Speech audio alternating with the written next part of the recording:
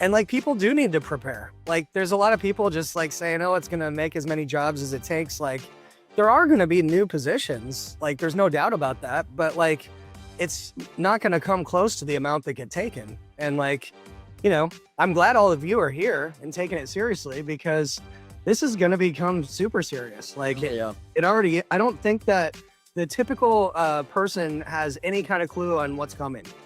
But there's a lot of stuff that's already happening that they're just not, they don't see it today, but it'll feel like when it comes, like it happened overnight, So I don't like to have to say that either, but I feel like it's the responsible thing to do and just let if you're here, you're ahead because like, even if you understand how AI works and how to prompt and how to do these things, like Wade's the CEO of Zapier. Wade did a post the other day, and I talked about this when we did a podcast together. Like, it's a requirement. He says fluent in AI. You have to be fluent in AI to even get hired. Like, it's a requirement. You've got to be able to use it. And even if it doesn't replace jobs, you're going to be required to be able to do it in your job. Like, just like you're going to be required to learn how to use a Windows machine, you learn how to use DOS maybe, or if you were around for Hotmail, like, you're going to be required to know how to prompt. So I'm excited about tonight's guest because it's probably one of the most important things in our world, which is AI, obviously. But I just got one of my friends reached out, a friend of ours, Chris Cunningham. He's a co-founder at ClickUp, which most of you probably already know. It's one of the biggest AI companies out there. I think a $4 billion valuation. And when Chris tells me he knows somebody that's absolutely amazing, I listen. Every connection he's made with us, the people are just like the best. And he's like, I really got to get you in touch with this Joe guy. He's like really good at automation, like top 1% of ClickUp, top 10% over at Zapier, and he can basically automate anything. And so anyway, we all hopped on a call and I was like blown away. And so it's with my pleasure to bring on Mr. Joe Zapiain. Did I say your name right tonight? Yeah, you got it. Okay, I thought so. But yeah, Joe specializes in automation, really, really sharp with AI. And like from conversations with him, I just realized there's not a lot of stuff that he can't automate. So instead of like having box stuff and templates where he just kind of serves people what he has, he more so goes into companies and finds out the areas that they need to automate to really excel and achieve next level results and builds it from the ground up. So he's really good at that. In fact, I think I was reading about you that you've doubled revenue for over 85% of your clients. Was that the Zapier post? Yeah, I think it was your post. Just curious about that. That's actually kind of incredible. Like, what's the secret sauce behind that? That's a pretty amazing track record. Behind the Zapier thing or behind the doubling the revenue? Yeah, just doubling revenue and over 85% clients. That's well, it's not always that always comes as kind of a side effect. I normally don't, when I work with clients, I kind of tell them like I'm not gonna affect your bottom line. Like the work that I do here is not a revenue play. It's a saving your time and making your life like not a living hell play. Like if you want me to tell you I'm gonna guarantee revenue growth, like if there's 1,000 people out there selling get rich quick schemes, and I'm like, that's not what I'm here to do. I'm here to make your life not hellish with automation. But 9 times out of 10, when people start moving into scalable systems and automating things that they don't need to be doing, revenue increases almost always as a result of that. So it's always a byproduct. It's never the goal. The goal is always make people enjoy their lives a little bit more. And the byproduct of that is they make more money. That's awesome. And I know you've actually worked with some pretty interesting characters. I'm not sure if you have NDAs on any of that kind of stuff. I work right now with Daymond John from Shark Tank is one of my clients. We're working on his whole system right now. We work with his companies that he invests in on Shark Tank. So yeah, there's a few that I can't talk about. There's a few that I can. Damon's one of the ones that I can talk about. But yeah, we work with people like Daymond John, and then we work with really small mom and pop shops that have 2 employees. So from Daymond Johns to mom and pops and everything in between. Yeah. Um, and it would surprise you. Um, it's there's so much fancy stuff you can do with AI on automation. Like there truly is some really fancy stuff that you can do. But the biggest impact the biggest impact things that I found tend to be really small and like you'd be like, oh, like there's probably like some crazy like AI automation that is like responsible for this, and it's like, no, it's just a simple API call that creates a reminder, and that one reminder saves said person a ton of time. You know, like the But most impactful automation I've ever built is the one that reminds me to take the trash out on Wednesday night, so my wife doesn't get mad at me. Oh, good morning. that's awesome.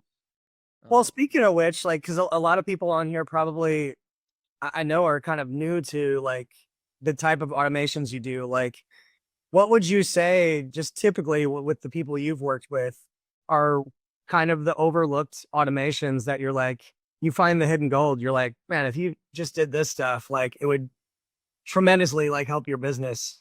Like, Yeah, I think people aren't creative enough with, well, people don't hate the things that they hate enough.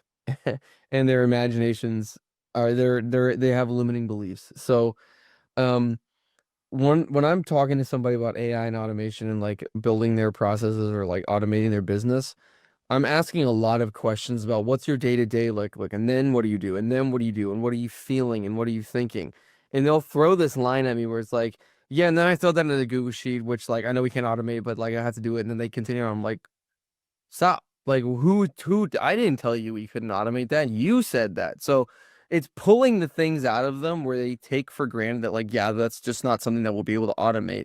Like it's pulling that out of them, you know? Like, oh, I don't have a personal assistant that can do that. So like right now I'm just doing it. So like we don't have to worry about that. I'm like, no, we do need to worry about we absolutely do need to worry about that. You're talking about it as something that you don't like to do. So a lot of the things that are overlooked, I mean, they're overlooked because people don't realize that they can be automated. Um, yeah, so I'm assuming everybody just wants to like figure out like, how do I do automations to get like leads or something? When the fact of the matter is, if they automated some of these things that they're not focused on, that might not be as sexy to talk about, they free up so much time, bandwidth. They get their like yeah, back. yeah, it's true. I think this is a conversation I have with my friends about other stuff that doesn't have to do with automation, but it's rings true with this. It's like, what are the lies that you're telling yourself Yeah. as a business owner? Like, what are the little lies you're telling yourself? And the lies that people tend to tell themselves is what I'm doing is important. But you know in your heart that you should be doing something else that's more important. If you are really good at doing video or shooting video, but you suck at editing it, don't tell yourself the lie that like I need to be doing the editing. Like that's a lie. Don't tell you like it's the little lies that we tell yourself. If you're really good at copywriting, if you're really good at some part of your business, and you're telling yourself that no one can do this other part but you.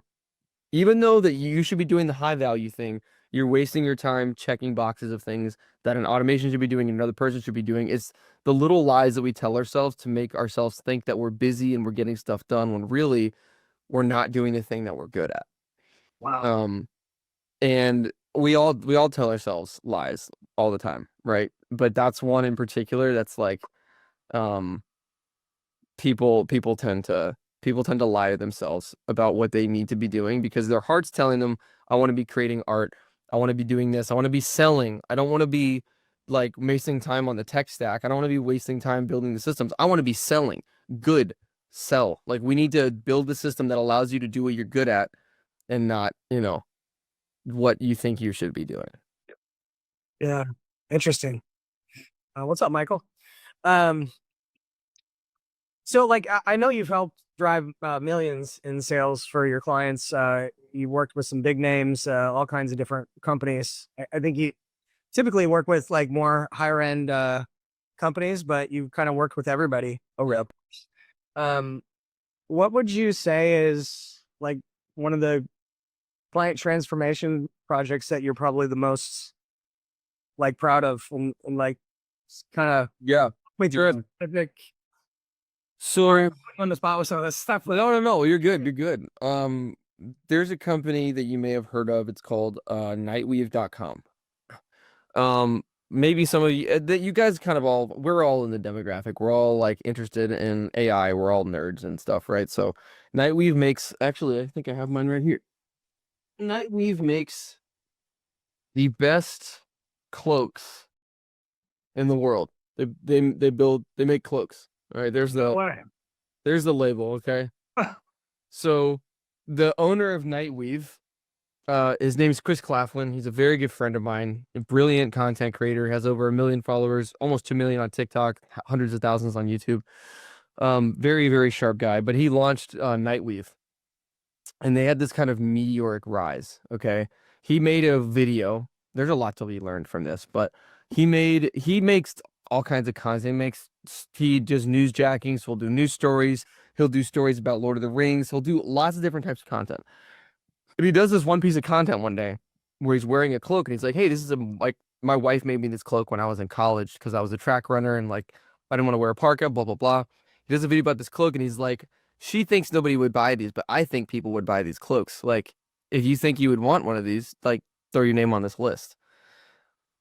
60,000 people put their name on that list in 72 hours. 60,000 people put their email on the list and said, I would buy this in 72 hours. Do you know how hard it is to build an email list of 60,000 people? It's unheard of. It's unheard of. Shameless plug. We used the ClickUp form system to be able to handle 60,000 submissions in, 72 hours. But it was insane. I've literally never seen a 60,000 person email list turn around overnight.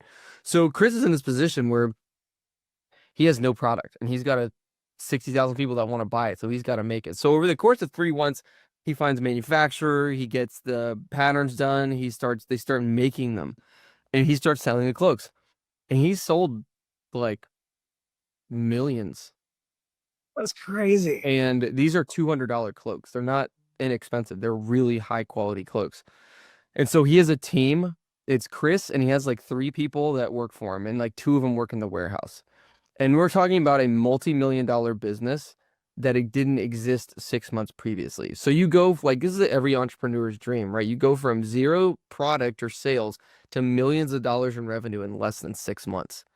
He has no capital he raised for it. He owns 100% of the company. And he's just suffering from success because he's got hundreds of thousands of dollars in orders coming in a day. It is just insane. So, he's got, again, 2, I think, remote people and a couple people in the warehouse, like 3 or 4 employees, and there's no system for managing returns, exchanges. So I sent it on Saturday. Somebody just needs to mute. Oh, okay. There's no way to manage returns, exchanges, customer questions, customers complaint, recommendations. My cloak was damaged and none of that. So, we had to build a system that 1 person or 2 people, remote workers, could handle the sales volume of, hundreds of thousands of dollars worth of cloaks a day. So that was like the best system I think I ever built in to put a pin on it. I could get to in detail was like a totally automated returns and exchanges process for Nightweave. Like sometimes you would be talking to a person, like you'd get to Jen or one of the people there, but like, if you had a rip in your cloak, we had a process, we had an AI look at a picture. Okay, does this look like manufacturer damage or was this intentional? Look at the data was received, look into shipping data that arrived. Did these things match up? And we built AI systems to be able to tell, like, okay, are these returns good? If they are, automatically ship another one out. If they're not, send a sorry, but thanks, but no thanks. We're not able to take it back. Send a coupon to this person because they did that. And so we had a full returns and exchanges program running that could flag humans when it needed to, for intervention. And we turned that around, I think, in like 4.5 days. I mean, because it was a problem. Like they could not handle the amount. I mean, people would just send emails to be like, hey, Chris, we love your cloak. Thanks. But it's like, that's coming into the same support inbox as everything else. Like, how do we weed through all of the thousands of emails that are coming in every day? This is like a cloak that like you wear, right? Like a Dude, you want me to I show you? saw it, but like how do you sell that many cloaks in that short of time? So yeah, it's just like a I'm just blown away that many people want cloaks in that short a period. It wasn't hard. go look up Chris Claflin on TikTok or nightweave.com or nightweave on Instagram. But they're sick, dude. Like I guess sleep in this thing. Unreal. And what's crazy is that like Chris had I don't even know how many businesses. Chris launched like me, I've known Chris for a long time. All right. Chris had tried so many businesses. He had a video editing business. He had all different types. I mean, because he has this huge audience, right? And so he would do. There's such a huge lesson to learn from this. Is like he never actually had any of these businesses. He was always throwing out validation offers. Oh, I have a video editing business. Is anybody interested? If nobody puts their name on the list that they're interested, he's not going to go hire employees. He's not going to build a system. He doesn't do anything. He's constantly validating ideas. He launched so many businesses that never went anywhere because he only did enough work to be able to validate the idea. And then if the idea validated, he pursued it. If it didn't, he wouldn't. Like if Chris came to me and was like, Joe, I'm launching a cloak business.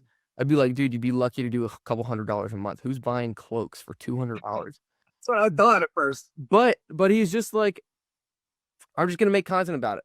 I'm not going to do anything. We're not going to make designs. We're not going to get a proof of concept together. I have the one my wife made me in college. We're just going to do a video about it. And 60,000 people piped up and said, yeah, I want that. Right. And like the lesson there is Chris had no like preconceived notions about what that offer was going to do. Right. We spend all these time building offers and we put them out on the market and expect everybody to buy with no validation, with no proof that anybody's going to buy it in the first place. And Chris is just using content to do this. Because again, he puts out, his content gets millions of views, every single piece of content. So if he puts out a piece of content with millions of views and nobody's interested in what he's talking about, that's a pretty good indication that there might not be a good business. Right. You know? So dude, I mean, I remember him posting the video and me watching it and then looking at ClickUp and saying, oh, dude, 200 people signed up, 300 people signed up. Oh, dude, 2,000 people just signed up. Dude, 10,000 people signed up. And then the next day, like him telling his wife, like, honey, 60,000 people want your cloak that you made me. That was just crazy. Yeah, it was nuts. It was nuts. So he's yeah, I mean, he's obviously very, very good at content.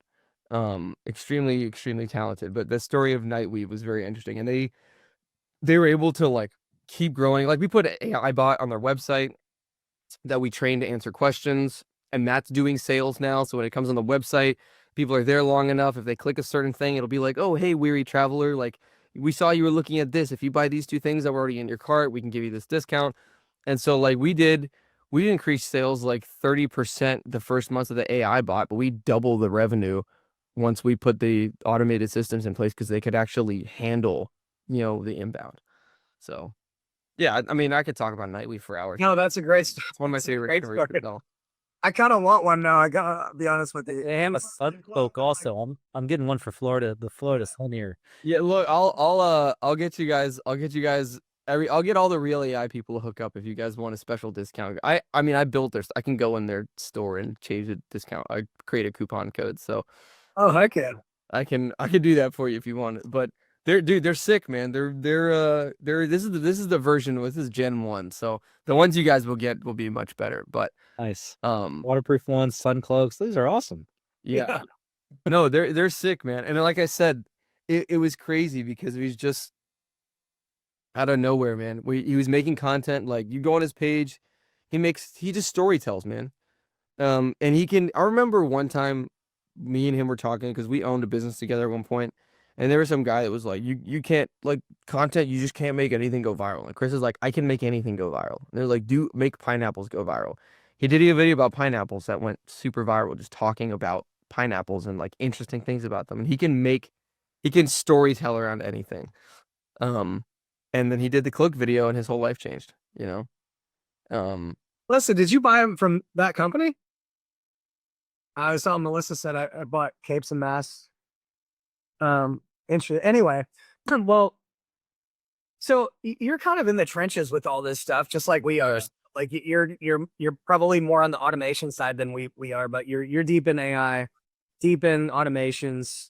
You're constantly even hanging out with the owners of these amazing companies like ClickUp and Zapier, and know these guys really closely. Like, what would you say, and just personally, like, what are the most exciting things to you right now in AI and automation? Like, what excites you that's happening right now? There's just so much coming out. I can't even keep up with all of it, and that's all I do all day. Like, what's the most exciting stuff for you right now? Oh, you can't hear you? There you go. I tried to unmute and it was like Oh, host. there we go. Can you ask that question again? I'm sorry.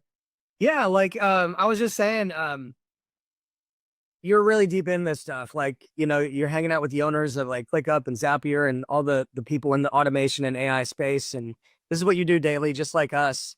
But I know we're all into different things. So like, what's exciting you the most in the AI automation arena? Oh man, you keep asking me questions that are gonna make me yap. I don't know if everybody wants to hear me yap for I'm genuinely want to know those. Like, it's they're all really big. interesting, man. I don't think this is probably not going to be what you expect me to say, but I feel like it's kind of returning us to like pre 2008, 2009. In my opinion, what AI is doing right now is making businesses that capitalize on human interaction more valuable. Okay. One of my very good friends, we own a protein bar company together. He owns a gym. And I'm like, dude, you don't have to worry about AI. No, AI is not coming for your gym. COVID showed us that, people would do anything to get back into the gyms. People would break laws to go in the back door of the gym to try to work out. Like, anybody can buy a home gym, work out at home, but people choose to go to the gym for the atmosphere because they want to see the people, because they want to get out of their house. I'm like, bro, you've got nothing to worry about with AI. And so I think AI is what people are seeing, especially with Veo 3 and some of these newer like models that are coming out of AI, is like people want AI for some things, but they really don't want it for others. Like, as soon as I see that like a piece of creative that I'm watching is made by AI, like I'm just not interested. As soon as I can tell, I'm not interested. Because like I don't care how good the AI is. I want to hang out with people. I like talking to you guys. I like seeing everybody here. If this was all your AI avatars, this would not be interesting. So I think the coolest thing is that people don't have to do things they hate. I think that is really cool. Like my clients, people that I work with, like they're having to do less of things that they hate, and I love that. Like if someone tells me, "Hey, you save me time and I can spend more time with my kids," that's the best possible thing. And that's where I'm loving seeing what I'm seeing. And I'm also loving now that it's causing us to put more emphasis on the interactions that we have together as people, which is super exciting for me. It's like brick and mortar businesses and businesses that bring people together are more valuable now than they've ever been, I think. It's really, really interesting to see. Now you're trying to get unmuted, Brian. Oh, no, you're remuted. There we go. No, I had to clear my throat, and I muted, and then I couldn't get back on. So just for like kind of people interested, like, I mean, there might be some people on here that even need help with automation, but like, what does that typical client journey look like with you? Like, from initial consultation to like seeing meaningful results. Obviously not everybody's getting 60,000 buyers in 72 hours, but like typically what does like the process look like when somebody ends up working with you? Yeah, it's pretty simple. There's three steps. Well, two, but three if you're fancy. There's the blueprint. We sit down, look through your whole business, see what your systems currently are, how they need to be improved. That's the blueprint. There's the implementation, which is where you take that blueprint and implement all the automations into your business, or we take the blueprint and implement all the automations into your business. Those are the two fundamental steps. The blueprint, which shows the implementation and the new system that you should have, and then the implementation, which either you pay me to do for you, or you could take the blueprint and try to figure it out yourself. And then the third optional step, if the company's big enough and they have big enough goals and they're really audacious, is there's the unlimited automations package, which is like where I stay in your business and we're constantly like improving systems, automating whatever needs to be automated, changing what needs to be changed, updating the current automation systems. Somebody like Chris Claflin is like lots is changing. They're constantly releasing new products. They need a lot of tweaking. So that's typical engagement. Blueprint. What's your system now? What do you need? Implementation, taking the plan, the blueprint, and turning it into real life. Which, by the way, I don't know if we have any A3 on here, but we actually have an A3 membership where we help people become like AI agencies.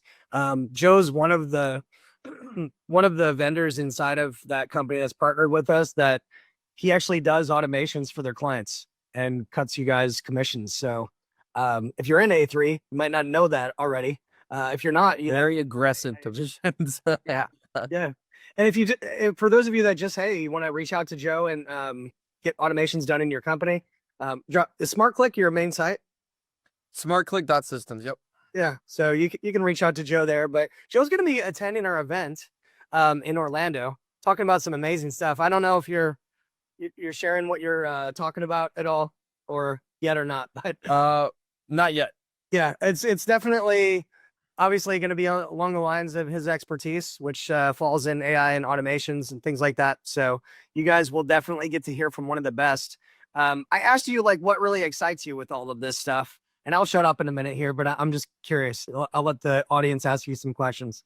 I'm sure they got some burning questions, but what do you what concerns you the most with all this stuff? Do you have any concerns with AI automations? Like Kids concerned. I'm a father. I have 2 children and one on the way.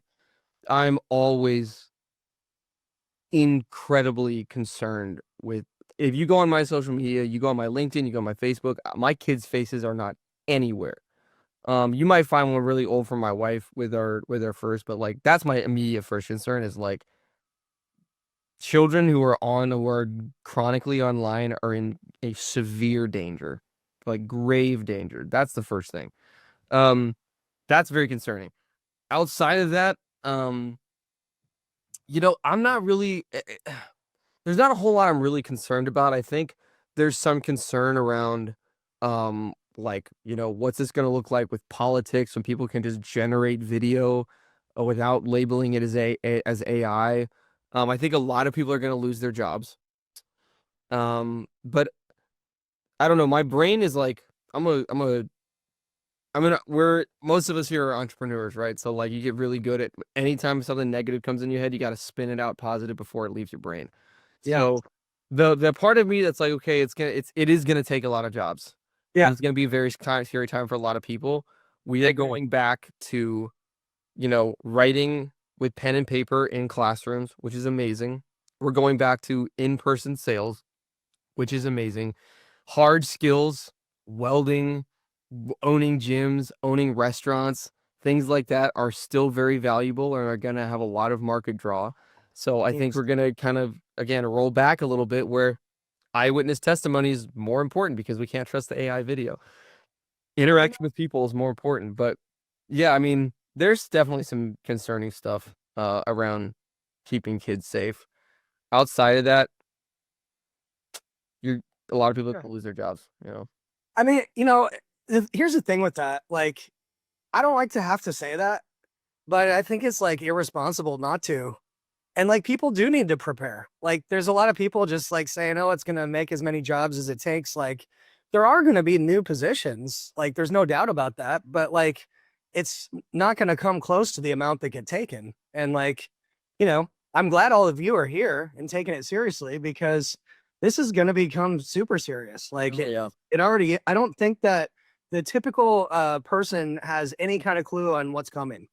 But there's a lot of stuff that's already happening that they're just not, they don't see it today, but it'll feel like when it comes, like it happened overnight, So I don't like to have to say that either, but I feel like it's the responsible thing to do and just let. So if you're here, you're ahead because like, even if you understand how AI works and how to prompt and how to do these things, like Wade's the CEO of Zapier.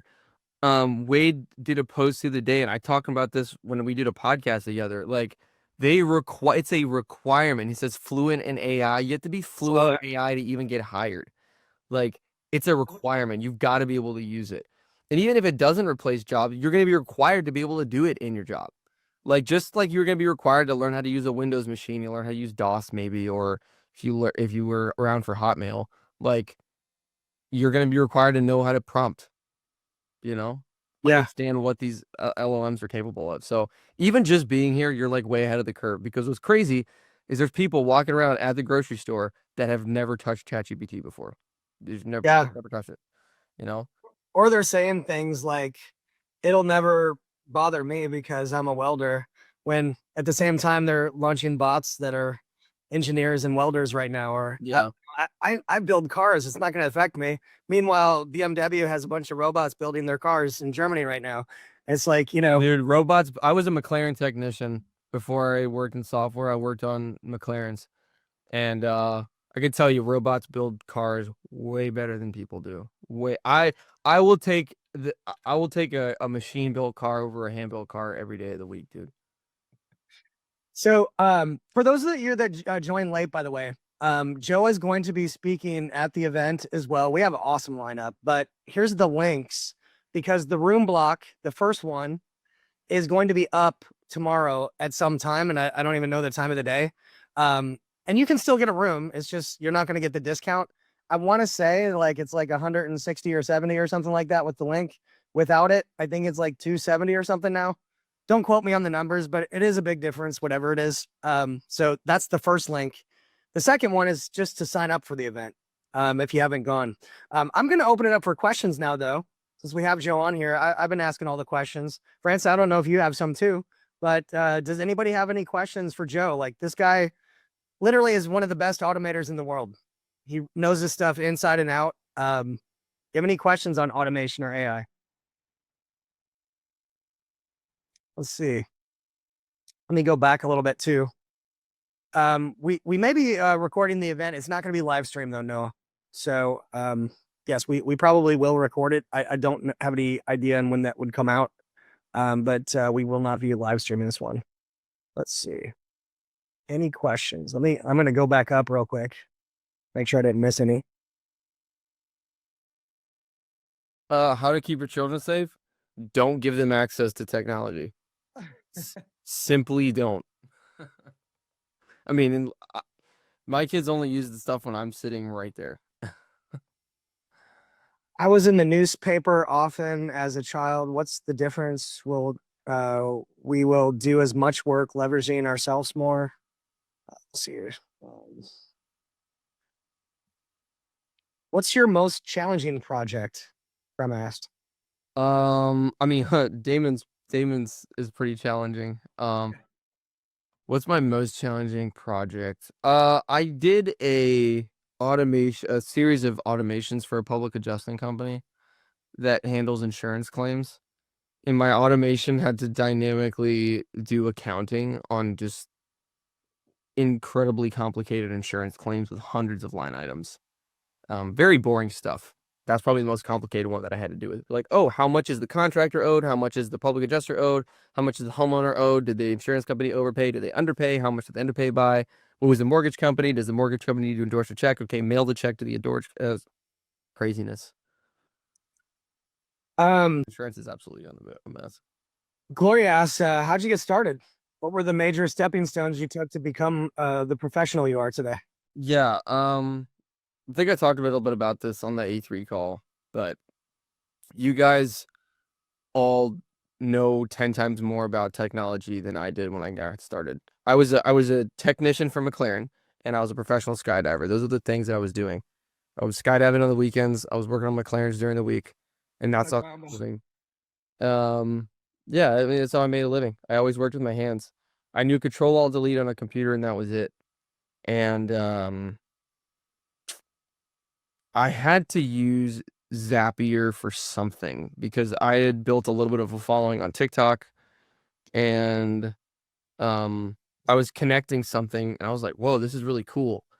And that's kind of where it all began. I literally got started by just like messing around with Zapier and figuring out like what's an HTTP request, what's an API, what is an application.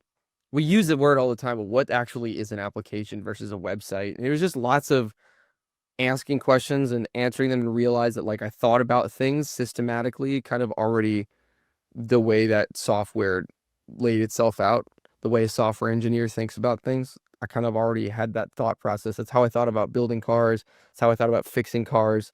When I was looking at a wire diagram of a vehicle, that's kind of what I thought.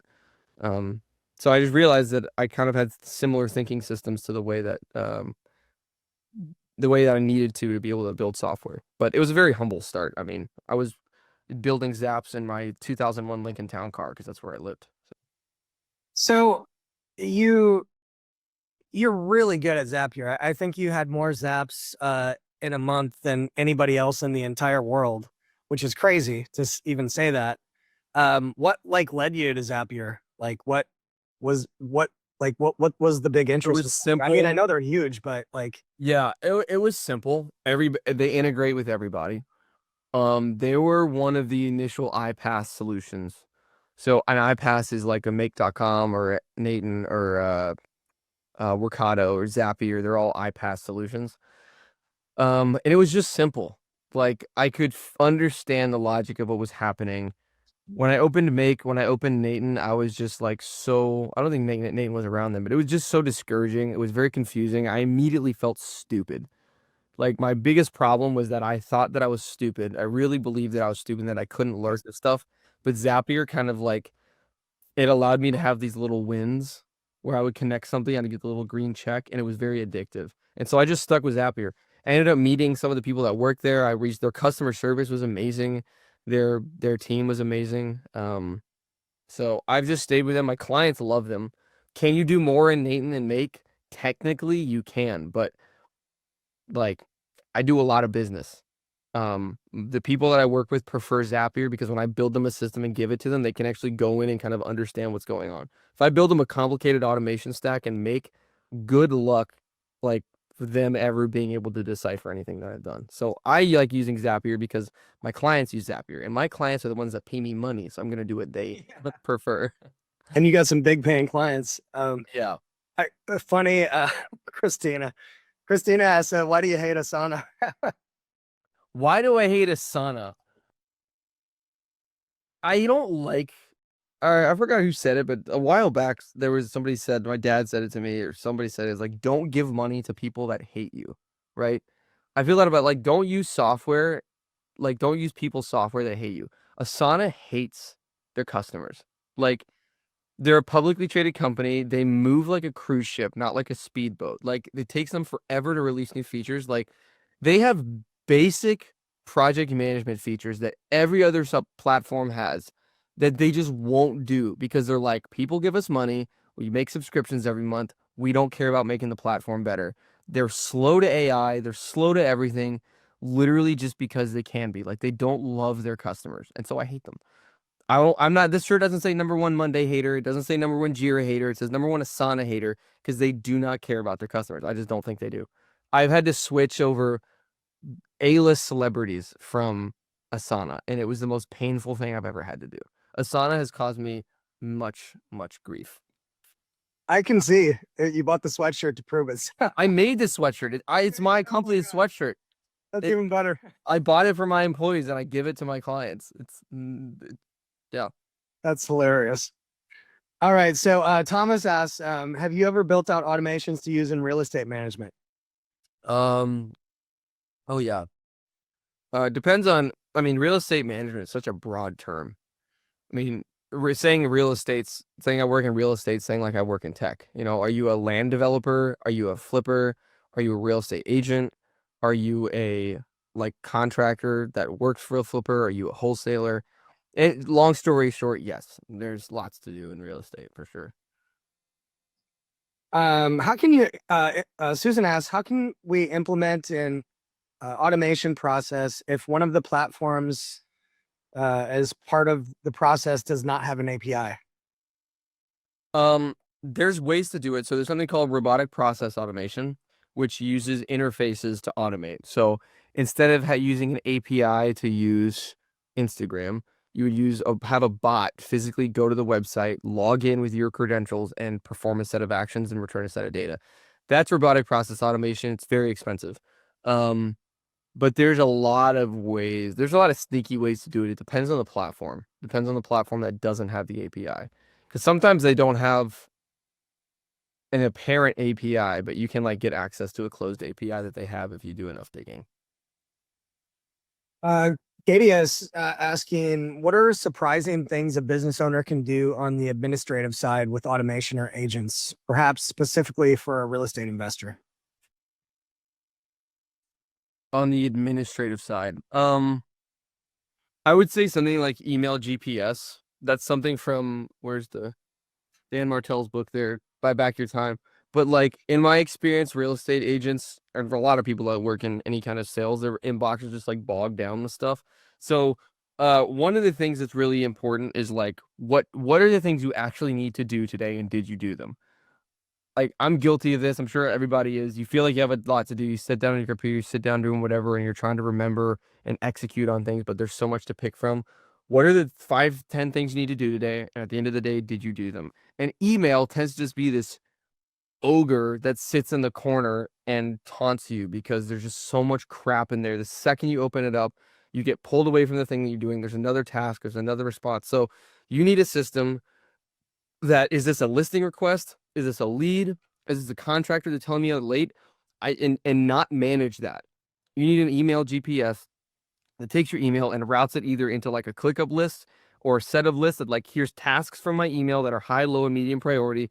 Here's requests from the contractor. Here's payments. Here's invoices. But like, you need to stop treating your email like a to-do list. Like a guy who's worth over $1 billion sat down across from me at a desk and told me, Joe, stop treating your email like a to-do list. It's not a to-do list. It's email. And that like, I sat on that for like months, like trying to figure out how the hell to not do that. So I would say that's probably my biggest, to answer that question. Don't treat your email like a to-do list. You need to understand what you actually have to do every day. Interesting. Tamar asks, what platform do you use to oversee multiple accounts and clients? I know the answer to this, but ClickUp. Yeah. ClickUp. By the way, ClickUp is absolutely amazing. And the co-founder of ClickUp is going to be speaking at our event as well. If you missed the call with Chris that we had, the happy hour we did, Chris is like, he's also just a beast. Amazing speaker, but he's going to blow you guys away as well. By the way, real quick, type in Orlando if you'll be joining us in Orlando. I want to see who's on the call that'll be joining us in Orlando. I'm looking, it's a couple weeks away, less than 20 days away. So me, yes, Orlando, we'll be there. Look at that. That's awesome. Wow. We have close to 500 registered for the Orlando event. I'm pretty close to you guys too, so I'm pumped. I haven't been back to Orlando in a little bit. Oh yeah. Oh yeah. Awesome. I love it. Funny enough, guys, we met Joe through Chris from ClickUp, and we got talking. I didn't even know Joe lived in Jacksonville, which was like a surprise. I was like, what? You live in Jacksonville? Nobody usually says they live in Jacksonville. And then to my surprise, we got into the conversation. I don't even remember what it brought it up, but he's like literally like a mile away from me. He like lives like right down the street from where I live. And we met each other through the co-founder of ClickUp on a Zoom, and he like lives right down the street. How crazy is that? That is wild. That's probably the first time that's ever happened to me ever. Yeah, me too, man. People I talk to are like, oh, like I'm in San Diego. I'm like, I'm in Jacksonville, Florida. Oh gosh, man, we might have to cut the questions short in a minute here. Just we end in time because I see I have 61 new messages that I haven't got to yet, but we'll answer a few more. So, what are the best automation courses or sources? From your experience, what are the competitive advantages of Maton, Zapier, Make, or other automation software? Zapier is gonna allow you to learn probably the fastest and keep you from getting discouraged. The number one enemy in this business is discouragement. So the Zapier will really help you not be discouraged, which is important. What was the first part of that question? Just what are the best automation courses or? Oh, okay. Well, mine, but I haven't finished it yet. But I go back and forth with this. I have no courses I'm building one for, I don't know if I'm allowed to talk about this. I don't know if I'm supposed to say this, but I'm working on one for you guys. Because in my experience, courses, I just was lost immediately, and I again got really discouraged. So it was just coming up with fake scenarios and then trying to build them in Zapier and searching, answers to questions that I had. I didn't in this specific thing. I've taken a lot of courses. Courses didn't help me learn automation. Just getting my hands dirty did. Yeah, like most things, right? Just a show of hands, because Joe just mentioned this. Who's interested in learning automations from one of the best automators, using the most simplistic tools to automate with? Is that something anybody on here is interested in learning? Wow, that's a lot of meat. That honestly, that makes my heart so happy because, again, I was a professional skydiver. I'm a thrill seeker. I was a firefighter. Like, I really love the physical aspects of life. I enjoy that, but like nothing gets me more excited than automation and like teaching automation. So if you guys want to learn it, I'm gonna have a ton of fun showing you because it's so much fun for me. I get as much thrill out of building zaps as I do as jumping out of airplanes. What are your top 3 automation tools? Zapier, obviously one. What are a couple more of your top tools? I mean, ClickUp, I build 99% of what I do involves OpenAI's API, ClickUp, and Zapier. Man, the Open Chat, I don't even use ChatGPT. Okay, I use OpenAI's API because if you're using GPT, you're getting a little tiny sliver of what ChatGPT can or what OpenAI can do. Like, there's this like cadre of people, or it's kind of like this people thing that everybody knows in the developer world. That's like, if you know how to use the OpenAI API, there's a whole different set of rules that you get to follow if you use OpenAI via the API and not via ChatGPT. Yeah. So OpenAI's API, Zapier, ClickUp. Yeah, love it. That's 3 great answers. Well, Zapier can do MCP now, so I don't know. I don't even know if I want to scratch that service. We'll save that one. MCP is awesome though, especially as these things all keep updating. Yeah. I think you might have answered this before, because Heather asked like, how dangerous is AI for children? It's the most dangerous. The internet's already the most dangerous thing for kids ever, but AI in particular is so much. I mean, pick a vertical. Like, one, at a very simple and not creepy level, if they're every 12-year-old knows how to use ChatGPT, right? Like, if you thought you got made fun of now, a kid can make a video of you doing anything to anyone with a video model. They can make you look any way they want to. If your child is plastering themselves on the internet and their face is everywhere, congratulations. Some kid at their school can use that to make horrific pictures of them. Yeah.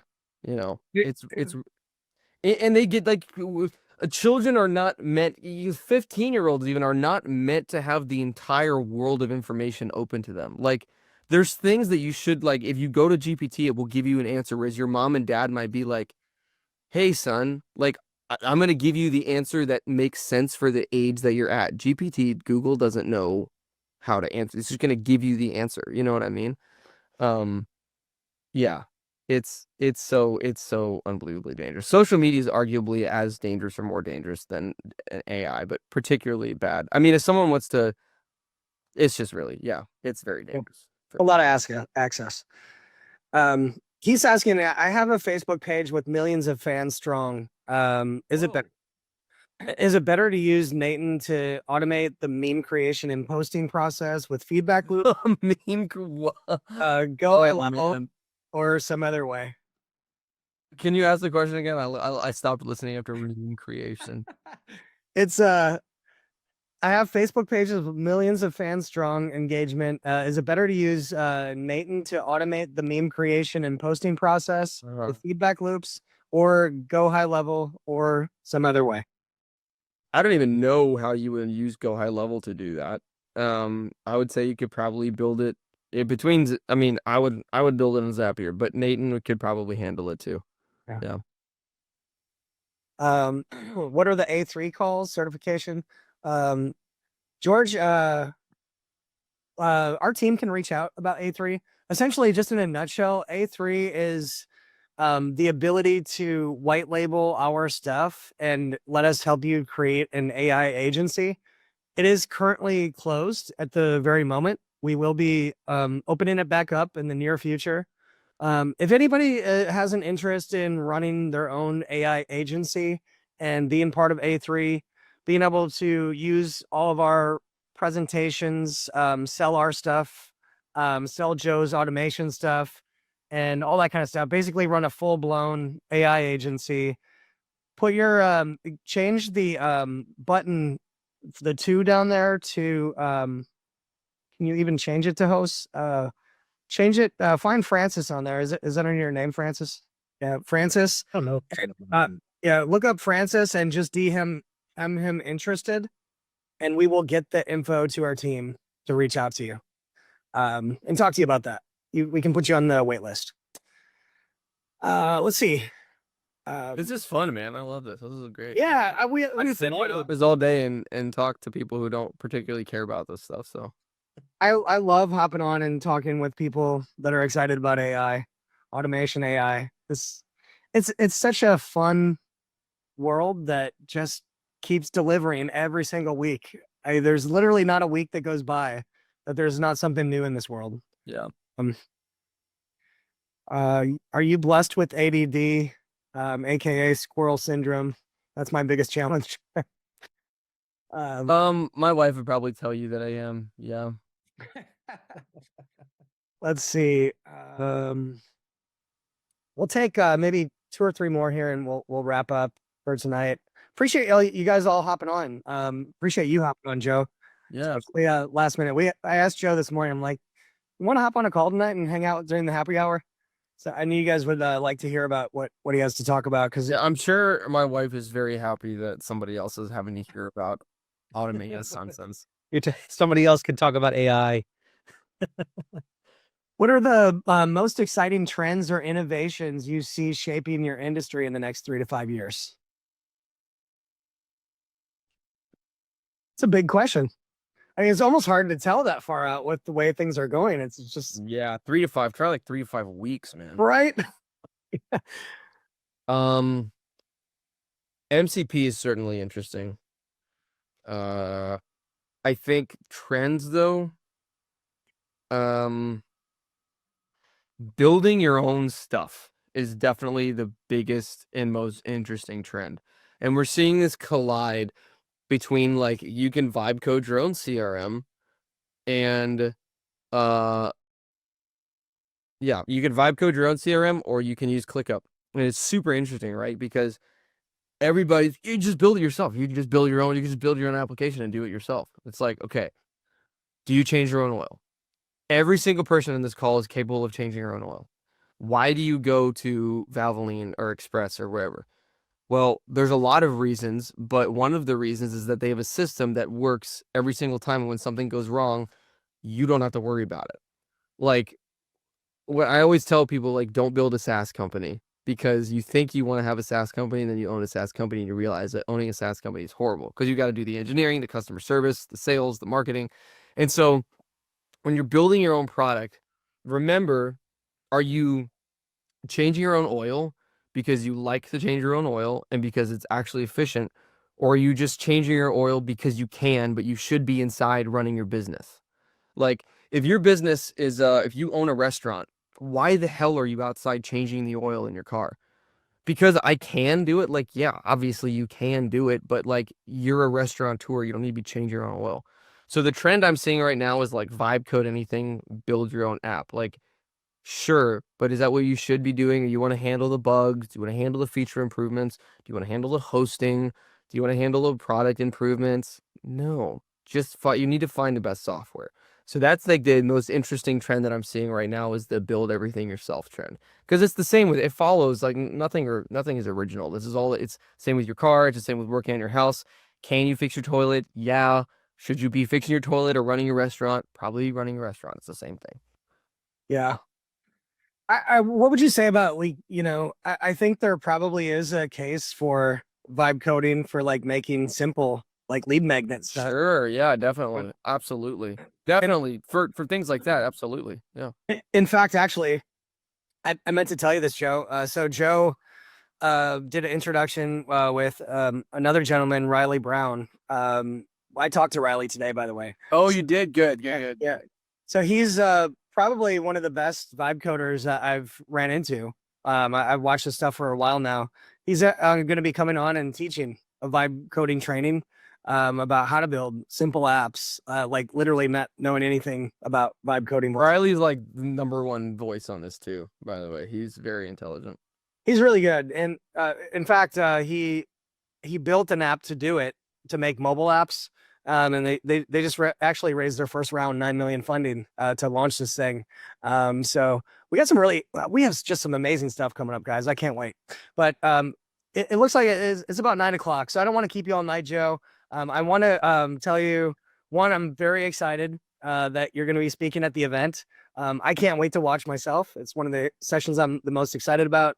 And if you're not signed up, guys, here's the link in the chat there. Get signed up. Again, if anybody came in late, book that book.passkey. That's for the actual rooms. Book that first, because you can always get the tickets from us. We have, I think Francis said, what, like 50 or so left. So we have 500 seats at the venue. Right now we are at 458. 458. Well, maybe you should do both tonight. But definitely We're trying to get more seats. So we're trying to get more seats right now. The hotel is kind of giving some pushback. We have set for 500. We have 458 seats sold out. cool. So we will have a full audience, Joe. Looking forward to having you there. Yeah, me too. I appreciate you hopping on, answering some questions for everybody. Yeah, I can say if you guys, I can take one more if you guys have one more, and then I gotta run. Yeah. Sure. Let me pull another one up. Let me see. As you're doing that, guys, if you click on that link, that go.aiforbusiness.com/Orlando-GENADM, we should have a better name for that. But if you click on that link and use the coupon code HAPPY, they'll actually give you $200 off. So right now seats are $297. So because you're on our happy hour, we're going to give you guys, and you hung out with us the entire time, use code word HAPPY, and you'll get $200 off a seat, which is incredible. So that's the link. Use code word HAPPY, HAPPY. Can we get some love for Joe in the comments there? Let's. Taking the time and hopping on here with us. That was some good stuff. I appreciate you, man. Again, there's a lot of people that talk about automations, but there's not a lot of people that are the best. And Joe is definitely one of the best out there. So I'm thankful that we could have you on. I'm really excited to have you at the event. And we have some other really big things coming with Joe in the future. So for those that are interested in learning more about this automation stuff, he's working hard on coming out with a training for everyone. And A3, you guys can sell automations and get paid commission, and Joe does all the work for you. That's kind of a good gig. Joe does all the work. You guys just get me and my team. You'll probably need some people from my team, but we handle all the work. I'll leave you guys with one piece of advice I'll give everybody. I don't know, this is a common in the software world, but this is my duck. Okay. I don't know if you can focus on them, but this is my rubber duck. And there's a term in software that says, if you can't figure it out, talk to your rubber duck. If you're learning automation or you're learning AI or like trying to do this, you need one of these guys to sit on your desk, because what happens is when you're frustrated and you can't figure something else, you talk it out with your rubber duck. And 9 times out of 10, when you're talking it out with your rubber duck, you get the light bulb and you figure it out because you're talking to an inanimate object. So get a rubber duck and put it on your desk and talk through your problems. I love it. If you have a Jeep, you probably have a lot of those already. So just grab one. If you have a Jeep, it's probably in the shop. All right, everybody. Have a great evening. Again, thank you, Joe, so much. I appreciate everybody on here. That's a wrap for this episode of the AI for Business podcast. If you enjoyed it, don't forget to hit subscribe and pass it along to a friend or colleague. We appreciate you being here, and we'll catch you in the next one.